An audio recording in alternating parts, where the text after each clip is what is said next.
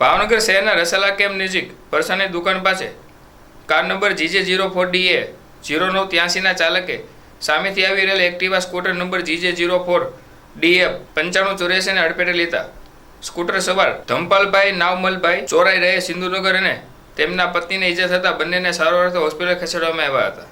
આ બનાવ અંગે ધમાલભાઈ ચોરાઈએ કારના ચાલક વિરુદ્ધ નીલમબાગ પોલીસ મથકમાં ફરિયાદ નોંધાવી હતી, જ્યારે અકસ્માત સર્જાતા લોકોના ટોળા એકઠા થઈ જવા પામ્યા હતા।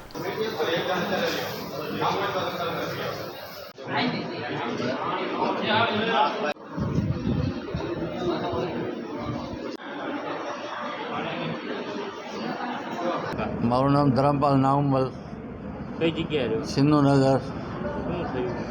હું મારા બંનેની ખબર કાઢવા જતો હતો। હું ને મારા વાઈફ ગાડી ઉપર હતા।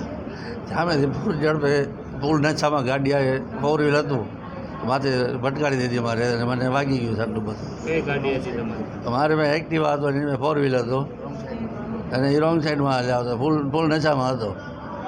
તમે કેટલા જણા હતા? અમે 2 જણા જ હતા, મારા ઘરના ને મારા વાઈફ હતા। બેયને ઈજા થઈ? બેને બેયને ઈજા થઈ? બેને હા, બેને વાગ્યા। એ બાજુમાં છું, આ બાજુના ખાટલા ઉપર એ જ છે। શું?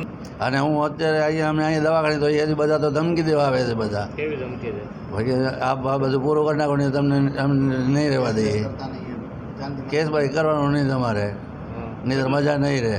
કેટલા જણા હતા?